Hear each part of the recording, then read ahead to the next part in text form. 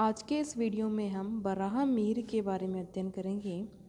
गुप्त युग में बराहमीर ने भी ज्योतिष के क्षेत्र में बहुत ख्याति अर्जित की। उन्होंने न केवल प्राचीन ज्योतिष शास्त्रों का संकलन किया बल्कि स्वयं भी फलित ज्योतिष पर कई ग्रंथ लिखे।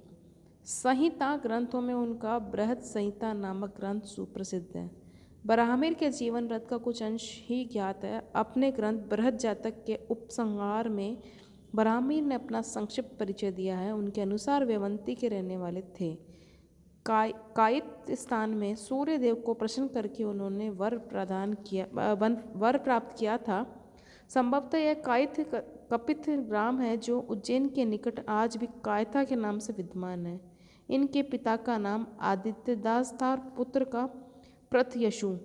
बराहमीर का अवंती से विशेष संबंध होने के कारण उनके टीकाकार उत्पल ने उन्हें अवंती का निवासी कहा है। बराहमीर की पंच सिद्धांतिका के आधार पर प्राय यह अनुमान लगाया जाता है कि उनका जन्म 490 ईस्वी में हुआ था। वे 57 वर्ष तक जीवित रहे। आयु में बराहमीर आर्यभट्ट से छोटे परंतु उनके समकालीन थे। बराहमीर ने अपने पंच सिद्धांतिका ग्रंथ में पूर्ववर्ती 5 सिद्धांतों का संग्रह किया है, परंतु उन्होंने कहीं पर भी इस ग्रंथ का नाम पंच सिद्धांतिका नहीं दिया है। सर्वप्रथम इसके टीकाकार भट्टोत्पल ने उसे पंच सिद्धांतिका नाम दिया। इसमें कोई भी सिद्धांत बराहमीर की रचना नहीं है। बराहमीर ने केवल उनका संग्रह किया है। वस्तुतः इसे सिद्धांत संहिता कहना अधिक उचित होगा। पंच सिद्धांतिका के बारे में हम अध्ययन करेंगे। पंच सिद्धांतिका में 18 अध्याय और कुल 442 श्लोक है। इसमें पौलिश, रोमक, वशिष्ठ, सूर्य और पितामह 5 सिद्धांतों की चर्चा की गई है। इनमें पौलिश सिद्धांत सबसे स्पष्ट होने के कारण सबसे बाद का माना जाता है। रोमक भी लगभग उसी के समकक्ष है।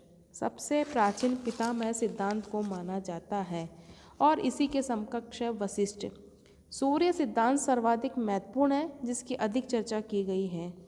बराहमीर भी सूर्य सिद्धांत को पहला स्थान देते हैं और फिर रोमक तथा पौलिश को रखते हैं। शेष 2 पितामह और वशिष्ठ सिद्धांत को वह निश्चय ही घटिया दर्जे का बताते हैं। फिर भी बराहमीर का पंच सिद्धांतिका ही एकमात्र ऐसा ग्रंथ है जो गुप्त पूर्व ज्योतिष की 5 सिद्धांत धाराओं की समीक्षा करता है। इस ग्रंथ में सभी 5 सिद्धांतों का त्रुटिहीन विवरण नहीं है, इसलिए इसे इस कारण ग्रंथ भी कहा जाता है। करण ग्रंथ के द्वारा ज्योतिष गणनाएं मोटे तौर पर की जाती है, चाहे वह पूर्णतः शुद्ध न हो, परंतु ग्रंथों के नियमों के अनुसार यथासंभव जो है इन्हें शुद्ध गणना की जाती है। पंच सिद्धांतिका में ऐसे विषय भी हैं जो साधारणतः करण ग्रंथों में होते हैं, इसलिए यह ग्रंथ करण ग्रंथ भी माना जाता है और सिद्धांत ग्रंथ भी। वर्तमान में 5 सिद्धांतों में से केवल सूर्य सिद्धांत ही संपूर्ण रूप से मिलता है। बराहमीर की पंच सिद्धांतिका में वर्णित कुछ सिद्धांत बाद में भी लोकप्रिय हुए। युग की अवधारणा और उसके महत्व को सभी ने स्वीकार किया। युग 5 वर्ष से भी अधिक लंबे होते गए, परंतु उनका तिरस्कार कारण ग्रंथों के रचनाकारों के अतिरिक्त किसी ने नहीं किया। यह स्वाभाविक भी था, क्योंकि करण ग्रंथों में चटपट मोटे तौर से गणना की जाती, जबकि युग पद्धति समय सापेक्ष है। पंच सिद्धांतिका में तिथियों का प्रयोग प्रारंभ हुआ। अन्य किसी देश में तिथियों का प्रयोग नहीं होता है। इन सभी सिद्धांतों में सूर्य और चंद्रमा की स्पष्ट गतियों का विवेचन है। सूर्य सिद्धांत में ग्रहण गणना के नियम पूर्ण और पर्याप्त है। इसमें बराहमीर ने बताया है कि पृथ्वी का कोई आधार नहीं है। उसने लिखा है कि जैसे मनुष्यों के देश में अग्निशिखा ऊपर उठती है और फेंके जाने पर भारी वस्तु नीचे गिरती है, उसी प्रकार नीचे असुरों देश में भी होता है। इसका अर्थ है कि वे पृथ्वी के गुरुत्वाकर्षण से परिचित है, परंतु पृथ्वी अपने अक्ष पर घूमती है। बराहमीर ने सत्य को कभी स्वीकार नहीं किया। चंद्रमा की कलाओं के घटने बढ़ने का कारण भी बराहमीर को ज्ञात था। फलित ज्योतिष। बराहमीर ने जातक स्कंद पर 3 ग्रंथों की रचना की थी। बृहद जातक, बृहदिवाहपटल तथा बृहद यात्रा। जातक ग्रंथों के अंतर्गत मनुष्य के जन्मकालीन ग्रह स्थिति या तिथि नक्षत्रादि आदि द्वारा उनके जीवन के सुख दुख आदि का अनुमान कुंडली बनाकर किया जाता है। इसमें यह विश्वास निहित है कि मनुष्य के जीवन से आकाशतः ग्रहों का संबंध है।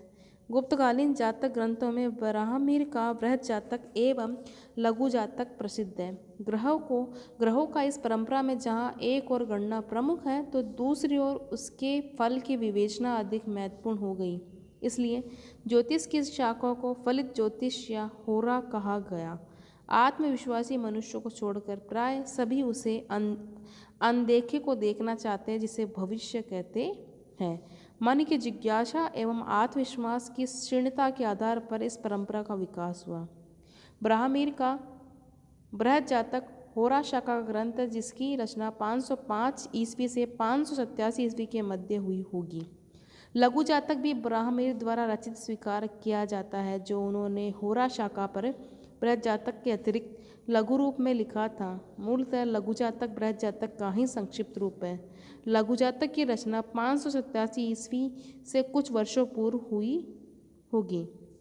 बृहद संहिता गुप्त युगीन सर्वाधिक प्रसिद्ध संहिता ग्रंथ बृहद संहिता ज्योतिषाचार्य ब्राह्मीर के द्वारा प्रणीत स्वीकार किया जाता है। ब्राह्मीर से पूर्व भी कुछ संहिता ग्रंथों का अस्तित्व था। ब्राह्मीर ने अनेक स्थानों पर गर्ग, पाराशर, असित, देवल, वृद्धवर्ग, कश्यप, भृगु, वशिष्ठ, बृहस्पति, मनुमय, सारस्वत और ऋषिपुत्र के कथनों का उल्लेख किया है। इससे ज्ञात होता है कि इस समय ये संहिताएं उपलब्ध थीं। बाद में टीकाकारों ने भी इन सब संहिताओं के अतिरिक्त व्यास, भानुभट्ट, विष्णुगुप्त, यवन, रोम, सिद्धासन, नंदी, नगजित तथा भद्रबाहु ज्योतिषों के वचन दिए हैं। इनमें कुछ ग्रंथकार ब्राह्मीर से प्राचीन और कुछ अर्वाचीन होंगे और निश्चय ही कुछ ने संहिताएं भी बनाई होगी। वर्तमान में ब्राह्मीर की रचना को छोड़कर कोई और संहिता ग्रंथ उपलब्ध नहीं है।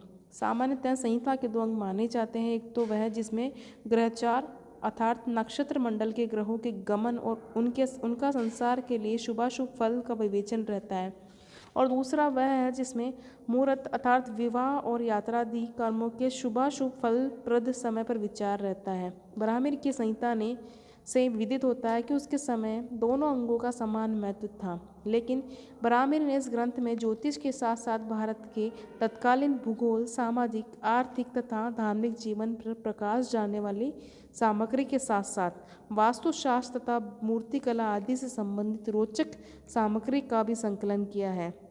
बृहद संहिता के विषय इतने विविध है कि इसे भारतीय संस्कृति का कोश कहा जा सकता है। बृहद संहिता 107 अध्यायों में विभाजित है। इसमें प्रारंभ में विश्व के भविष्य पर विचार किया गया है। 11 अध्याय में विस्तार से ग्रहों की गतियों के शुभ का विश्व के संदर्भ में फल विचार है। इसके आगे कुछ अध्यायों में भारतवर्ष के 9 भाग मानकर नक्षत्रों के विभिन्न परिणामों की चर्चा की गई है। यहीं पर भूकंप, उल्का, इंद्रधनुष और प्रतिसूर्य जैसे सृष्टि चमत्कारों का वर्णन भी किया गया है।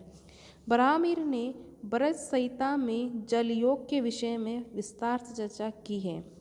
इस विषय से संबंधित प्रकरण का नाम है उदकारगल। इसमें यह बताया गया है कि किस प्रकार की भूमि में पानी कितनी गहराई से मिलेगा।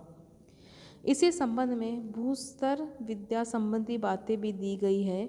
बृहद संहिता के सबसे महत्वपूर्ण प्रकरण वृक्षायुर्वेद, प्रसाद लक्षण तथा वज्रलेप से संबंधित है। वास्तु प्रकरण में ग्रह बनाने के स्थान और उसके स्वरूप पर विचार किया गया है। विभिन्न कार्यों के लिए किस प्रकार के भवन बनाने चाहिए और उनमें किस प्रकार की लकड़ी का प्रयोग उचित है, इन सब का विवरण भी इस ग्रंथ में उपलब्ध होता है। वास्तु आचार्य मय द्वारा वर्णित एक प्रकार के वज्रलेप या प्लस्टर का उल्लेख भी वास्तु के प्रसंग में मिलता है। इन विषयों के अतिरिक्त इस ग्रंथ में देव प्रतिमा विचार, दीप लक्षण, दंत धावन तथा विभिन्न प्रकार के शकुन तथा उनके शुभाशुभ फल विचार का विवरण भी दिया गया है।